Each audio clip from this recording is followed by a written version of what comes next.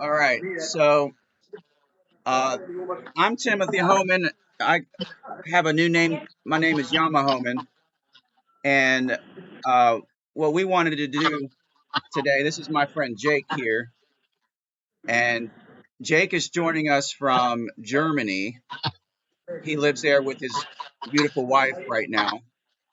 And what we're doing here, we're introducing our page, my page YamaHoman.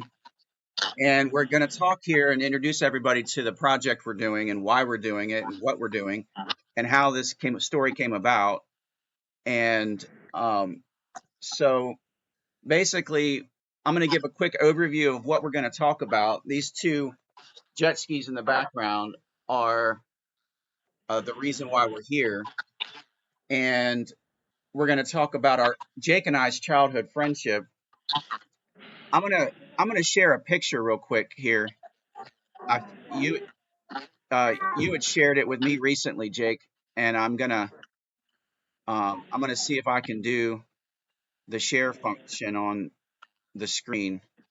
But, since we're recording in the way we are, um, I don't need to do it that way. Since it's recording on my computer, I can just do this. So this is a picture of Jake and I and my older brother Paul. We grew up in Fenwick, Maryland, and we lived on the Potomac River, right on the Potomac River, in a little community called Fenwick. And this is one of the rafts we built. I would say we were about 7 or 8 years old in this picture, is my guess. And this was our raft, the River Queen. And so, Jake, I don't think you can see the picture right now, but anyways, Yeah, I remember River Queen. yeah, you sent me this picture a while back, but that was Jake and I, me on the I right. think I know the picture you're talking about. Yeah. So, anyways, that's our childhood, and we're going to talk about the history of our childhood. We're going to talk about these jet skis that were my grandfather's originally, the story behind them. We're going to talk about the idea to restore them, the last 4 or 5 years, and this trip that we're going to take with them. And we're going to talk about that trip, the route we plan on taking, the logistics behind it, the planning we're doing behind it, and we're also going to talk about this idea of YamaHoman that I created a Facebook, a YouTube, and Instagram profile on to kind of brand this right now as I do this, just because in the future, if we do additional trips and or my jet ski adventures in Florida, I figure it's just better to just go ahead and create a brand now. And so that's kind of a fun creative thing that I've been doing. And then we're going to talk about the charity component of what we're doing and why we're doing the charity component. So we figured we're going to do this with a purpose. If we're going to take this trip, we're going to put a purpose behind it to do something good and uh, and be productive, so to speak, with what we're doing. So, you got anything to add there, Jake? Not particularly, Okay. but if you'd like me to start talking about kind of like the planning aspects of the trip and where we're going to stop, I can start doing that. Well, why don't we start with our childhood and Okay. and talk about our childhood a little bit. All right. Well, I mean, I remember that you and I were practically inseparable, at a very early age. I mean, I know there's another picture of us, taking a bath together. I mean, that's how early and embarrassing our relationship goes back. We must have been like 4 years old, 4 or 5. I remember, our first bikes Yeah. in first grade and all that. We didn't go to school together. My parents private schooled me, and you went to public schools. And we kind of had a very different upbringing. Your family was a lot more conservative than mine, and mine was more liberal. And I think that affected our adulthood. But I think fundamentally, you and I spent our formative years together in Fenwick and on the Potomac River. And I think the light and the space coming from the river, being raised in that situation, regardless of what your family's political or social background is, you know, it expands your mind, you know, and it creates and breeds free thinkers. Yeah. And so I think, you know, the River Queen and, you know, even like, you know, when we got our boater's licenses at 14 and we started, you know, water skiing, we got up on water skis on your family's Alumacraft, that 9.9 Evinrude. Yeah. I mean, we were like really dragging there, but like. Yeah, we water skied with a 9.9 horsepower. And the horizons were limitless. And I think that's one of the reasons why I'm living here in Germany, and you know, I'm living like an international lifestyle, because you know those waters of the Potomac River touch the world. You know, there's no borders on the water. You know, and I think that's something that you and I experienced from a very early age. Yeah, I gotta say, I absolutely loved my childhood down there, and we have wonderful memories um, of just doing so many things. So the next thing I wanted to talk about is these wave runners real quick, so everybody understands. So these wave runners right here, I'm gonna lift up my laptop and bring them over a little bit here. But these are two 1995 Yamaha WaveRunner 3 jet skis that are were owned by my grandfather originally, and so he got them in '96, about 1 year old, from a neighbor, and um, the neighbor he lived on the Patuxent River in Maryland, and the neighbor's husband passed away, and the wife had them, and my grandfather saw an opportunity to get them, and I recall him saying that he got them for $9,000 originally, about 1 year old used. And so um, he had them from '96 onward, and I have memories on these things growing up as a teenager. Um, see, I was, I remember being on them slightly before 16, before I could actually drive them as a passenger. But then when I turned 16 and got my boater's license there, my grandfather and I remember going out on them and so forth. So I've got tons of memories on them as uh, in '95, '96, I would have been 15 years old. So from 15 years old onward, um, my grandfather, when he retired and moved to Arizona, they weren't very useful in Arizona. So my father got them from him. And so my father had them for a handful of years, maybe 2 or 3 years, I believe. And then my father passed away in 2011. And so then they were sitting in my parents' yard, and my older brother Paul, from that picture, he was getting stationed at Eglin Air Force Base in the Air Force and could use them there, being on the water in Florida. And so he got them, and he had them for a handful of years. I know at one point he replaced an engine on them, and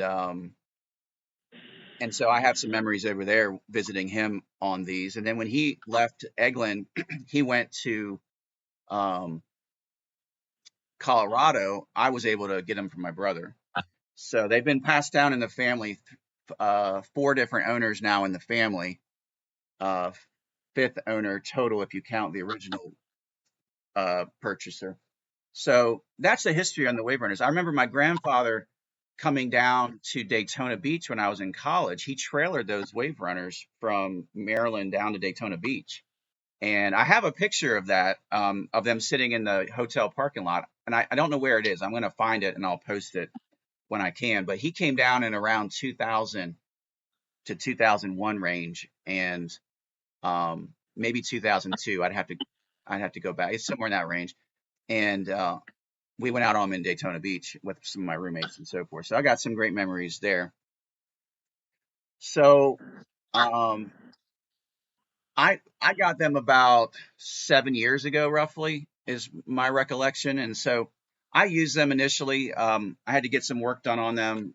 I found a local guy that would work on these vintage older wave runners, the local Yamaha dealerships don't work on them anymore. They're just too old. Their technicians aren't trained on them. All the newer stuff is highly, electronic, so forth. These are very simple. They're two strokes, way less electronics, and so forth. So they won't touch them. So, I found a local mechanic, did some work on them to keep them running. But then ultimately, about 4 or 5 years ago, the jet pumps were really going out on them, meaning that the bearings in those jet pumps were just, uh, you know, wearing out, and it's causing the impeller to sag on the impeller housing. And so I was hearing some A metal on lot in metal. that period? What's that? Did you use them a lot in that period? I mean, I did used you them kind a of? hand. I used them a handful of times in the 2019 2020 range, is my recollection. Mhm. Then COVID, I remember COVID and so forth, but I didn't use them a whole lot there because they were always, there's always something going on with them. And Right. the main So thing they need a complete overhaul. they needed to be overhauled, and the main thing that I realized was happening was that the jet pumps were the jet pump impeller housing, or the impeller was sagging and rubbing on the impeller housing, and it causes the impeller housing to swell as well.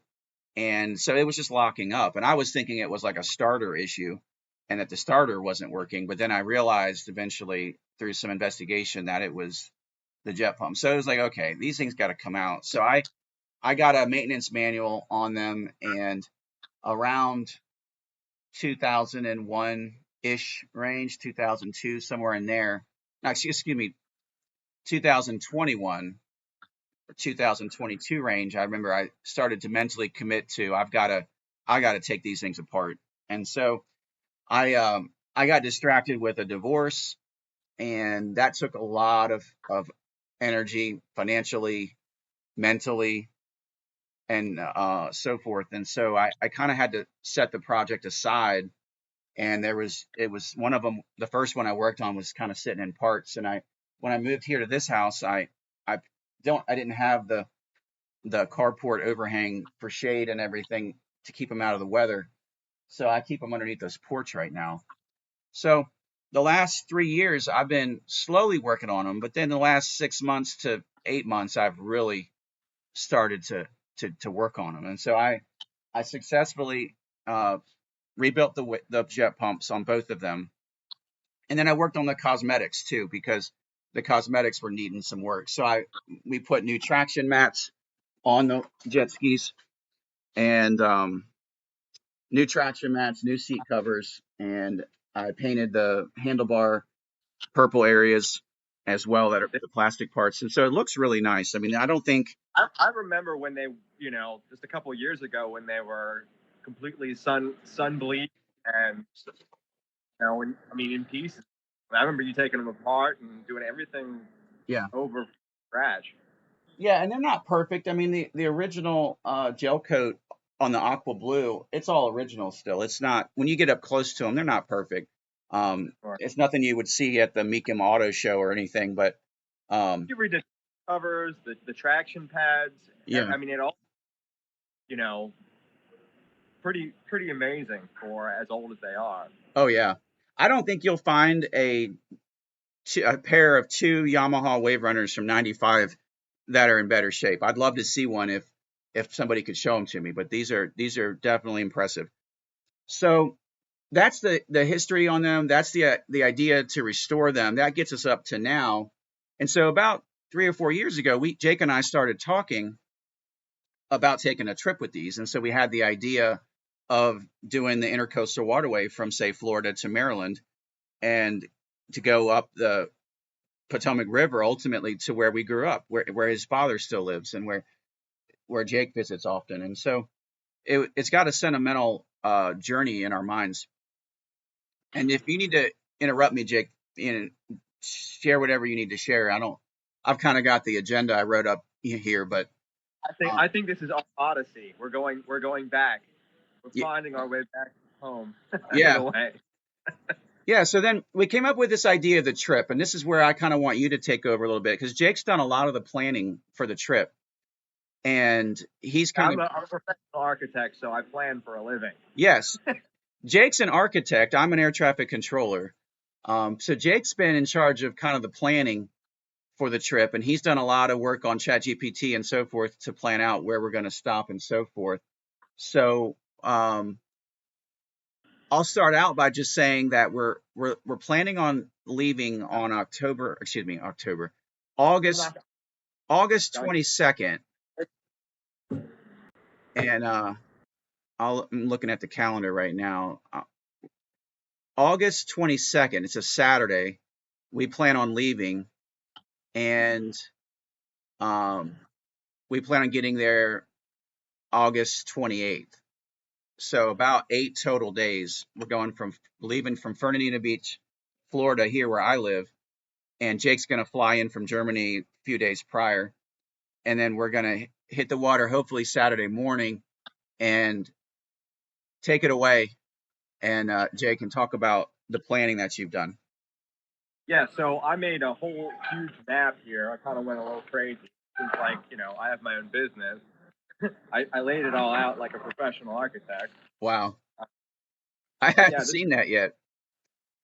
Look at you. Keyboard here. Is that waterproof? Waterproof. We're gonna have to like put it in a plastic baggie or something. I don't know. But I plotted our whole course up the coast, and I even threw in some historical images because when I started planning this out, I thought how interesting it is, like historically, that some of these areas are like the areas of first encounter for the early early European exploration, and eventually exploitation of the Americas. And so, like literally coincidentally, this is like the 500th anniversary, like half a millennium since some of the first French and Spanish, galleons and caravels landed on the shores of what is now the United States of America. And so, we're going to be going past a lot of these places. And, we think about colonial history, we think about George Washington, Thomas Jefferson, the men that made a United States. But, there's a whole history that goes back another 2 centuries beyond that. And I just think it's really incredible that we're going to basically connect all these dots. Like here's an example of one of the places that we're going to be going to, places such as Cephalo Sound in Georgia, where in the autumn of 1526, almost exactly like 500 years ago, 100 enslaved Africans burned the mission of San Miguel de Guadalupe to the ground before joining native populations, thus forcing the colony to an ominous end. So, this is like the first, integrations of different cultures that created our multicultural American society. So it's really kind of interesting to see like different cultures coming together and finding the cultural context that we enjoy today. And I think this is a ground for friction, but this is also a ground for bringing cultures together, understanding one another, and this is not a situation where, for example, like we are forcing other people to adapt to European culture, but this is the other way around. This is, we're talking about the lost colony of Roanoke, where Englishmen had to join in with the natives because they were marooned. This is back in the 1580s. They were marooned, and then English tax collectors in the interior of North Carolina discovered blue-eyed natives who already spoke English and were already plowing the fields with plowshares. This is a very interesting context. And so we're going to be going through some of these places where, these first encounters happen. And so there's several stories, like the mission of Ayacan, which is like literally a Jesuit mission from 1570s. The Spanish sent Jesuit Catholic missionaries to up the James River, and they were massacred by the natives because the natives had been one member of the natives had been captured by the Spanish, brought throughout the Americas for a 10-year journey. He tried to convince the Spanish that America was a land of riches, gold, and wealth, so that they would come back, and that would be his journey back home. He immediately defected, went back home. The Spanish thought they had a double agent. You know, I mean, they thought they had an agent, but really he was a double agent. And they went back and massacred the Jesuits. And this happened, you know, on the York River in Virginia, just outside of Williamsburg. You know, we think of Williamsburg, we think the colonial capital, 1700s. This goes back another centuries. Yeah. And these are a lot of stories that I never learned when I was growing up. But during my research of where we're going to go, you know, I realized there was a lot of first encounters that we never consider. Many of these places are lost, and there's very loose historical documentation. But we're going to go to several sites that were, you know, occupied and established footholds well before the common colonial period. We're also going to visit, like, you know, we have various ports of call. I'll just go over the list real quick. Yeah. If somebody is nearby and wants to say hello, we'll be stopping in Brunswick, Georgia, I think for fuel. Trying to spend the night in Savannah, stopping for fuel in Beaufort, South Carolina, Edisto Beach, South Carolina. We're going to try to spend the night in Charleston because that's another attractive place to enjoy an evening. Myrtle Beach, South Carolina, Sunset Beach, North Carolina, Southport, North Carolina, Wilmington, North Carolina, Wrightsville Beach, North Carolina, Wansboro, North Carolina, Parker's Island, North Carolina, Ocracoke Island, North Carolina, Manteo, North Carolina, Chesapeake, Virginia, Norfolk, Virginia, Yorktown, Virginia, Deltaville, Virginia, Colonial Beach, Virginia, and finally, our boyhood home of Fenwick, Maryland. So one of the reasons we're stopping so much is because the WaveRunners only get 6 miles to the gallon.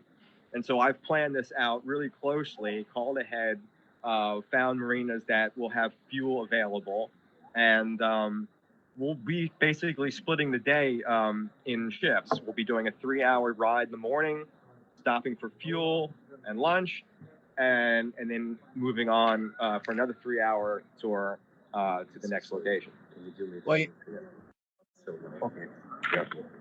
well, you know, yeah, which brings to mind, we've already talked about all this, but so we both know this, but the weather in August is, you know, thunderstorm season up the East Coast in general. So we know we're going to have to be flexible with our plans, but you got to have a plan though, right?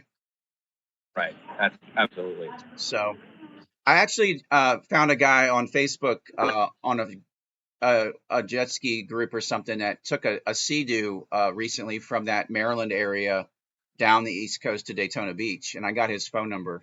And so he did it in 8 days, and that's what that's what we were already planning on doing. And he went about 100 miles or 90 miles or so further than we are. So that's good. So we have a realistic goal, but yes, the thunderstorm season is going to be interesting, and that's going to be important to be watching the radar and so forth. And a lot of our running needs to be in the morning, you know, getting going, because the sea breeze starts and it gets wavier, then you can't go as fast and so forth. But I really like that. This is what I appreciate about you, Jake, is you've got a lot of love for history, and you're a history buff, and you really, you know, always have interesting insights on things historically. So this is an experience for us of education of, you know, we're bringing meaning to the trip for ourselves personally, you know, to learn some things as we go up the East Coast. And we get to experience what many visitors originally, you know, got to see when they first came here 500 years ago. Absolutely. So we talked about the route we're taking and the dates we're going to go. There's still some logistics we're working on. But let me, I'll go ahead and, should we talk about the logistics next of just some of the things we're doing logistically to get this together, or do we want to talk about the charity component? What do you think? Yeah, let's talk about the logistics first, and we'll close with the charity. How does that sound? That sounds perfect. So we're not editing this. We're just doing this. So yeah. So logistically, I've been kind of been in charge of the WaveRunners, getting them prepared. Jake's been kind of been in charge of planning it. I've been working on the social media stuff, but we wanted But anyways, logistically speaking, this is what I have left to do. And I got a bunch of cool gadgets I want to show you um, on here. So first off, we wanted to be able to talk to each other while we're riding. We didn't want to have to stop to talk to each other, right? And so we really needed some type of an intercom, walkie-talkie type thing, or, I thought of even just using Bluetooth waterproof earbuds, which most of them are nowadays, but you're not guaranteed to have cell phone service. And then also I was concerned about the wind. If we were to just try our earbuds, you know, are you going to really hear each other because of the wind and the microphones and stuff? So I found this company online, and they can thank me later for the shout out. But there's a company called BB Talkin', and they make these intercoms that run. I got two of them. They're mounted on baseball hats, and these are 100% waterproof, fully waterproof. And they've got a microphone and an earpiece and so forth, and a chin strap. So the chin strap keeps. I'm gonna just go ahead and put it on right now. I can't wait to try those out. That's Yeah. gonna be fun. So that way we don't have to wear like a helmet, with an earpiece in it and get all. That's too much. I'm not planning on running into anything. But these, we can talk to each other while we're riding. I tried it out the other day with my son, and he was mowing the lawn, and he had one on, and I had one on, and I was talking to him out here in the backyard about spots he missed and things we need to do, and I could hear him just fine, and I wasn't hearing all the noise from the lawnmower when he was talking. It was amazing. And these things, I mean, they literally market these things for jet skis, as well as like windsurfing and water skiing and so forth. So I'm really excited about those. They were it was around $600 and change for those things, but the range on them is amazing. Um, a kilometer range, and that's 0.6 miles. So I had my son go down the street the other day. He was way down there, way far beyond what we will need for our jet skis, and I could just hear him just fine. It was great. So I'm excited about those. Um, I've got a shallow it's called a shallow anchor, I believe is the term. But this is I haven't seen this before. Well, because it's first off, it's hard to store a big anchor on a jet ski anyways. Right. I was wondering what your solution might be.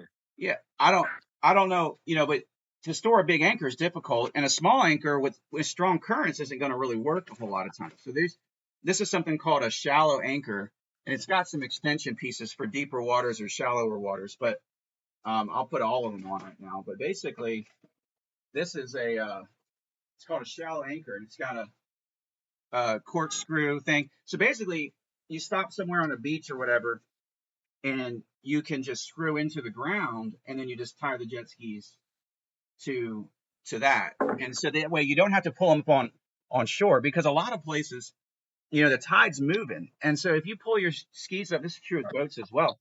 You pull your skis up on a sandbar or something to stop to eat lunch, and the tide's going out, and then they get beached it is a pain in the butt to get them in the water. You got to lift them up. So this way you can keep them in the water, just in this few feet of water, tied to this thing. You think, I mean, you couldn't really lift them. Two people would have to really push hard to get them out. It depends. I mean, newer ones are a lot lighter, but these are around 700 pounds a piece. It's not easy. Right. So that thing, the shallow anchor is very helpful. Definitely not. I still got to install I got two Yamaha OEM starter solenoids. I want to change those out before the trip. So we start with fresh ones. The current ones are doing fine, but I just figure, let's eliminate some of the risk of a breakdown by changing them out and having fresh starter solenoids. Now, this is by the way, half of my family thinks we're crazy for doing this, but really, I've gotten that from some friends at work. They all joke with me and everything, but I'm like, I mean, I don't know, what do you consider crazy? I mean, are we talking about dying here? Like, I'm not planning on dying. Atlantic. I mean, even if anything goes wrong, we can swim to shore. We're on the Intracoastal Waterway. We peek out into the ocean like once in North Carolina or something. What's that? Columbus was crazy. Leif Erikson was crazy. Yeah, this is nothing.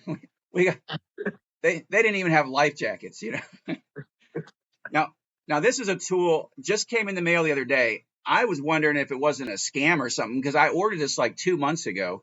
But this is a tool that if the one of the big things with jet skis is the intakes on the bottom where that water gets pulled into the jet pump. If you run into some seaweed or like say you run over like a rope or a net or something somewhere and it gets stuck up in there, it's a pain in the butt to you got to get it unstuck. And if it's just seaweed, it's not a big deal. It's not that hard. You usually use your hand. But let's say you ran over a rope or something on the water, you know, you got to be able to cut that thing off. So this is a tool that let me see if I can get it off here. This is a really sharp knife that pops out and you can saw up in there. This will help you to reach up into the grate. Can we go spearfishing with that too? We could probably go spearfishing with it. Yes. We might have to catch our dinner at some point with this. You never know. Yeah, we can just, yes, this will double as our dinner weapon. It's got a little claw on the back as well to be able to reach up in there and pull stuff out. So it's nice to know we have to go native. It's possible. It's in the realm of possibility. Yes. So that's that. That's that gizmo. I've got some automatic bilge pumps I'm going to install, and I've been because there's pumps on the jet skis that run off of pressure from the jet pump as like a venturi suction, and those seem to work. You know, when I ride them here locally for a few hours or whatever, I get a little bit of water, maybe from splashing. I don't know if there's any leaks. There could be some seals in, you know, that let a little bit of few drops of water, and it's not a big deal for local stuff. But when these are going to sit in the water for 8 days, um, I'm concerned that, well, if they sit in a marina overnight, I don't want to be worrying about whether or not they're taking on water or not. So I'm installing 2 automatic sump pumps that are hooked up with some hose stuff. I see the port where I want to connect into another drain line, and it should work well to automatically kick on when they're just sitting through the battery. And I have all the electronic hardware for that I ordered, and it came in the mail. So I've just got to do that. So the most exciting that you're going to appreciate is these came in the mail yesterday, and what those? These are you're going to appreciate this now, Jake. These I are can auto throttle cruise control triggers. So these latch on, these sit on the handlebars. Okay. And then you can push them down, and this pulls progressively the throttle closer. And then if you want to stop, you just push back on this lever and pop it back up easy. And it's I have to lose my wrist on 3 hours of cruising. I can tell you that just going locally, I mean, I took a ride last Saturday, a week ago, with a friend, and it was 26, 27 miles total going around the Amelia Island. And I mean, you know, your hand's hurting. And when we go from Ocracoke to Manio in North Carolina across the Pimlico Sound, I mean, that's going to be 60, 70 miles of just like cruising through open water, you know? Yeah. So we're not going to be doing a whole lot of throttling down or, you know, we're going to want cruise control. Well, you'll learn though. There will be plenty of throttling down if there's bigger waves that you don't want to be getting pounded on all the time. But I am the most excited about this, and then the second is the radios. I'm looking forward to trying out the WaveRunners because, guys, I don't know if you know, but like my backstory is I've never ridden a wave. You know, I'm like an outboard, you know, motor kind of guy. You're going to be a professional by the time we're done. I've got I got 90s retro. This is my son Caleb, by the way, and I'm going to tell a quick story. I'm going to tell a quick story about Caleb. So Caleb is 13 years old, and I thought growing up in Maryland at 16 years old in Maryland to ride on to jet ski by yourself, and you have to have a boater's course up there. And Caleb, so I just didn't even think about this stuff. You know, it's not an option for me to take my kids. I assume Florida law was similar. Well, in Florida, it's 14. And if you have a boater safety course in Florida, he can do it at 14. He's not quite old enough yet, but he discovered he turns 14 in October. But he discovered this summer that in Georgia it's 12. And so Caleb on his own looked this up, found all this information out. Says, Dad, if I take a boater's education course in Georgia, I could ride them this summer with you. And so he did that, and he just got his Georgia boater's license, the card in the mail the other day, and he's had a temporary, but we've gone out a couple times this summer, and he rides them now. And so Caleb at 13 years old has the same memories on these jet skis that I have at roughly 15. So that's that. We got our 1990s retro sunglasses to match the aqua blue. Jake, I've got some. We'll talk about the logistics of cell phones and navigating, but I've got some waterproof cases for our cell phones. I've got mounted on there some cell phone holders. What else do I have? I've got that. I think that's all the big stuff. Logistically, I'm going to drive the trailer empty up to Maryland about a week or two prior to the trip on one of my weekends, and we're working out the logistics on dry docking the jet skis during that. And I think also, what is cool is like, right now we've never gone on a trip like this, something of this magnitude. I mean, I've never even, ridden a WaveRunner, so I wouldn't know to begin with. But, we're all making assumptions for the, we're going about 1,200 miles. This is like 800 as the crow flies. But we're going to be having to go upriver a little ways to get into port to find a marina for refueling. Yeah. So overall, it's going to be like 1,200 miles, and that's quite a bit to bite off and chew down. So like, I think like we're going to have to see what we really do need, and then maybe once we understand, like, and I think we're planning for. A lot of things we don't really completely understand what we're getting ourselves into. Yeah. And so like, but it's cool that we're kind of like coming up with these solutions for problems that may or may not happen. And, but like a huge interest for me is to see whether, we can kind of get into a routine and maybe keep doing this in the future. Yeah. I mean, Tim, you were talking to me recently about this whole route that goes up through like the St. Lawrence Seaway and to the Great Lakes and then down to Mississippi. It's like a whole circle. Yeah. And like, who knows where could this end up? We could go south. We could go down to Veracruz in Mexico. I mean, that's the great thing about being, on the water. There's no borders. So yeah. Well, if we figure out a way to make this habitual, yeah, then there's definitely an infinite amount of options for sure. So we'll have to plan. So 2 more things I want to show. I've got, excuse me, Caleb. I've got these are some wooden racks that I built. Watch your head, bud.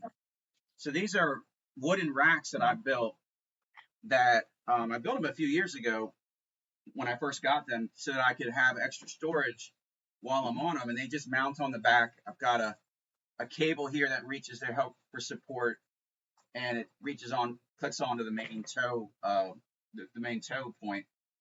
This is wow, that's what's that? You're thinking of those on our trip? Yeah, we're gonna take these. Oh wow, okay. Yeah, you fabricated those yourself? What's that? You fabricated those yourself? Yes. Yeah. Wow, I'm impressed. I had no idea. This is version 2.0. I had one version that didn't quite work as well, but I've got these super reinforced. This is a fishing rod holder right here.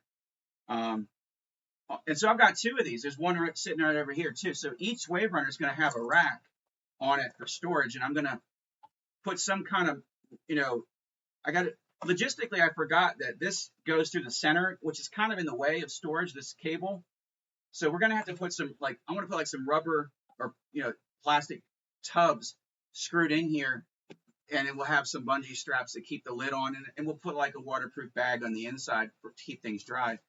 Backpack, laptop, whatever stuff you're taking. Yeah, I was thinking of packing light, first of all. You kind of have to with those things. Mm-hmm.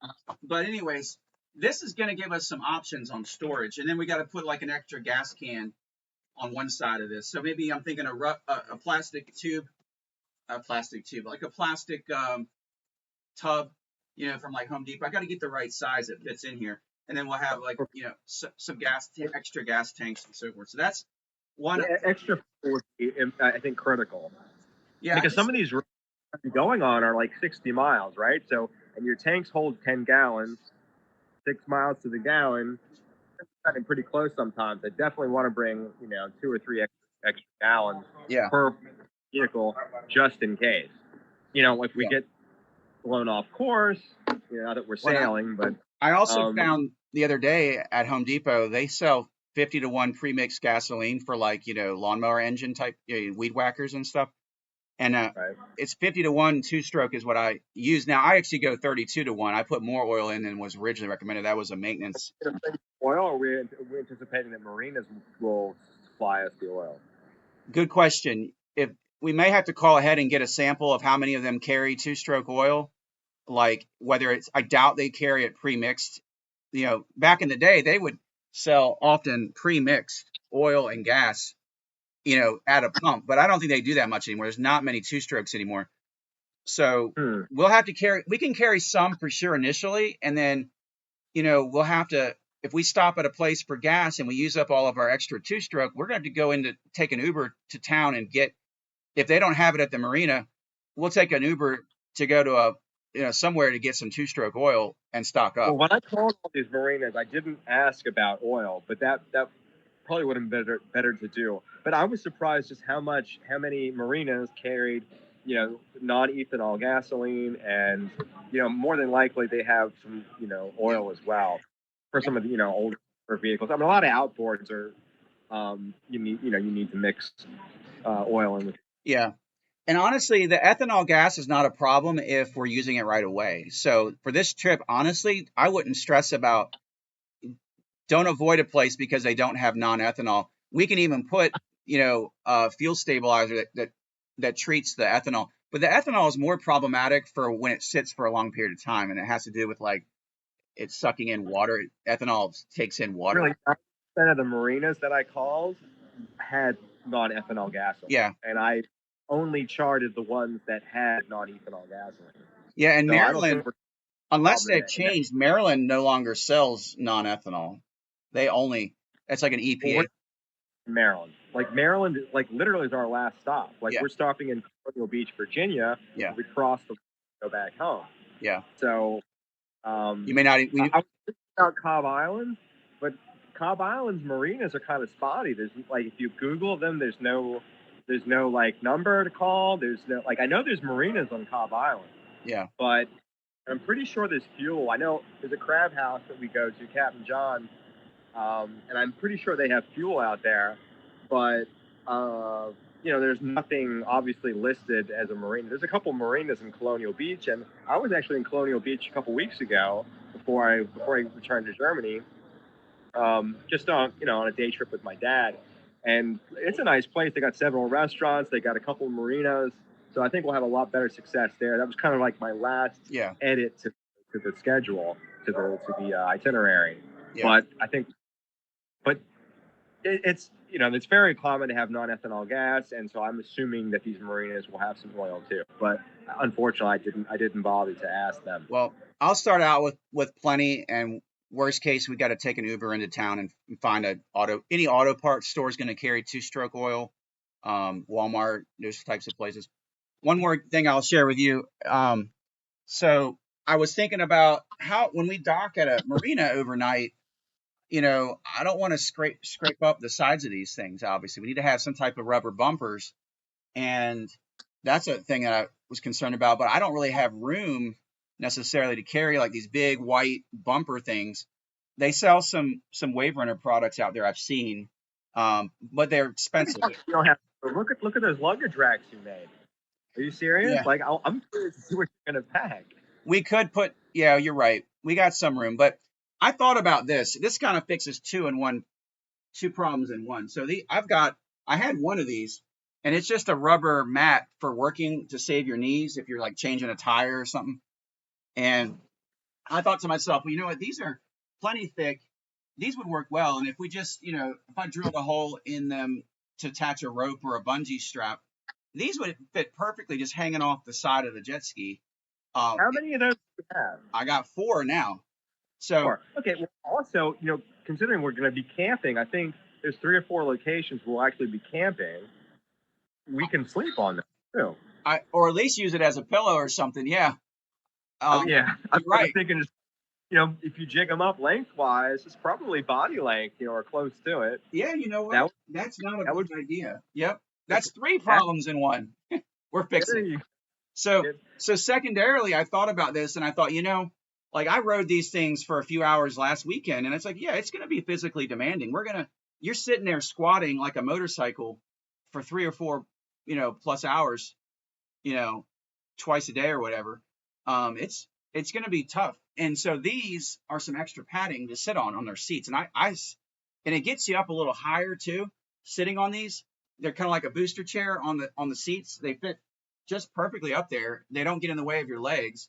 They're slightly wider than the seat itself, but I'm only 5'4", so yeah. But if you get up a little higher, then you're getting less splashing in your face when there is a little bit of splashing and so forth. But then it's just going to be better cushioning for your butt. So I think that's a great addition there. I got to get going here soon with my day, but let's talk about the mental health component. So we chose we considered. By the way, I got inspired for the charity component of this. I'll give credit to him, and that's a man named Paul Laurie, and I'll tag him in this. But Paul Laurie is a former supervisor of mine at my job as an air traffic controller in Jacksonville, and he's retired now. But Paul and his partner Dawn have been rowing a rowboat, an ocean-worthy rowboat, across the Atlantic. They went from Europe, I think they departed in the Spain area or whatever, down to the islands in the Caribbean, and they broke a world record. And they did it with a charity component as they did it. And so they've been raising money for their specific charities. I think they had 2 of them that they were doing.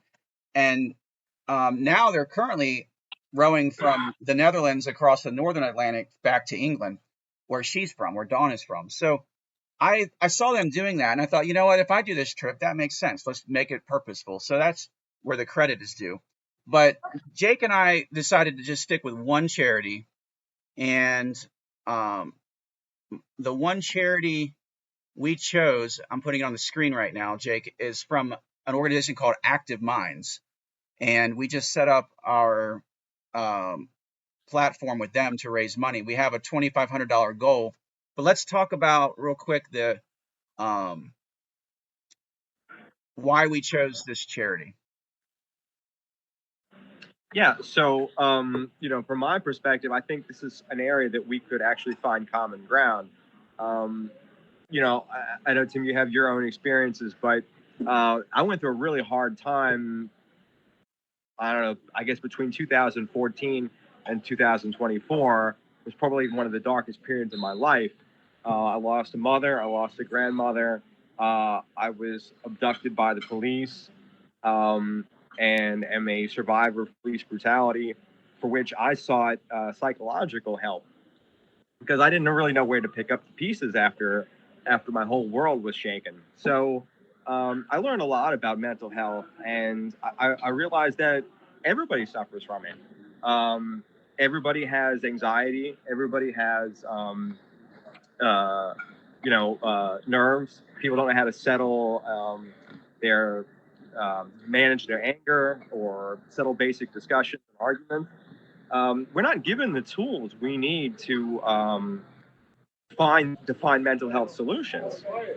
We're taught physical education on the high school level, PE, to treat our physical health, but there's no courses on meditation or on conflict resolution or the basic tools we need to survive mental health crises. And there's a lot of what we refer to as intergenerational trauma. Parents that suffer mental health issues And we're not talking about you're crazy, totally cattywampus and you belong in an institution. We're talking about basic dysfunctional things. And, these can intergenerationally augment. I mean, if you have parents who had parents who had parents who suffered, it all comes down to you. And so I think a society that was more aware and destigmatized mental health would be better able to deal with it. And it's shocking to me how over the last 100+ years we've had access to a whole study of mental health, and it's either stigmatized or it's underappreciated. But I think we all need that at an early level in our formative years. I mean, this kind of goes back to when we were talking about Timmy and I growing up together. We went off in different directions, and I think if we were a little more aware, maybe we wouldn't have separated in adulthood. Maybe we would have gone in a different direction. I think in many ways, dealing with personal difficulties addressing our adult lifestyle, cutting our teeth on the world, so to speak, we're able to understand much more about the world we're living in. And I think if we gave better opportunity toward mental health awareness and tried to support charities like Active Minds, who try to address better mental health practices at a young age. This is a charity that focuses on establishing better mental health practices among youth. Our early adult years might not have been spent apart, but we would have appreciated the things that we kind of lost in childhood. Yeah, because you need people in your life. It's not no one needs to be an island to talk about the challenges you have going on in your life and find that support. Exactly. So we've chosen Active Minds to raise money for, and we'll be putting the link for that and pushing that as we move forward with our social media. I put a goal initially of $2,500 to raise. That was the goal. It can always be increased as I start to market the YamaHoman brand a little bit more. Then I'll. Tim, can you tell me more about your personal experiences and why Yeah. this is not a common ground for us? Well, yeah, because first off, Jake and I, we kind of alluded to this, but every one of our viewers here needs to understand too that Jake and I have not always aligned politically. You know, we've come from opposite backgrounds, and so there was times in our late teen, young adult life we would not necessarily align, but we are a great example. We want to be an example to people that we may not agree on everything politically, but we've cared for each other and love each other regardless, and have figured out a way to have a relationship as friends. I consider Jake my brother in many ways, and despite those differences, because for example, Jake had an experience with the police that was a certain way, so he feels a certain way about various topics with that topic of funding the police and so forth. Versus, I don't quite necessarily agree with him 100%, but I can listen to him. I understand his perspective. It still is a debate about what's the best way to handle this stuff. But Jake and I that's been our experiences as friends. Regarding mental health, I can just say that going through that mental health could be funded, and that would help the general situation. Yes, yes, and so for me, mental health. I went through a very difficult time going through my divorce in the last 4 or 5 years. There was some very difficult, dark times, and I had people in my life that I could go to and talk with. Jake would be one of them, and I was very thankful that I had people. But with the Active Minds, I've started to research, look through some of their material on what they do and so forth. But they definitely advocate for early level mental health care. And so I can definitely say that I have experienced and I understand the importance of mental health programs. My job, for example, has an employee assistance program where you can use eight eight sessions with a counselor for free. That is very useful as well. But not everybody has that access, and so we that's what we're trying to support and change Here. and bring attention to. So I got to get going. That kind of sums up what we're doing, why we're doing it, how we're doing it, when we're doing it. And I think that's a great introduction. And so I appreciate it very much. It's it's very Jake Field of you to be watching you sitting in Germany drinking a beer while we do this, because that's Jake's always been a very cultured person, which I would consider myself as well. We both went to Italy in high school as foreign exchange students. You did that trip as well, right? Yeah, I did. Yeah. Yeah, I think that really another thing that opened our eyes. I mean, and it's living in Fenwick and on the water kind of like expanded our horizons to get us to that next level, to experience a student exchange program, to get us to the level we're at now. I mean, it's one thing leads to another. Yeah. All right. Well, listen, I got to get going, but thank you so much for the intro, and I think that was very adequate for everybody to understand what we're doing. So you have a great day, and we will be in touch. Signing off from Trier, Germany. All right. Cheers. Take care.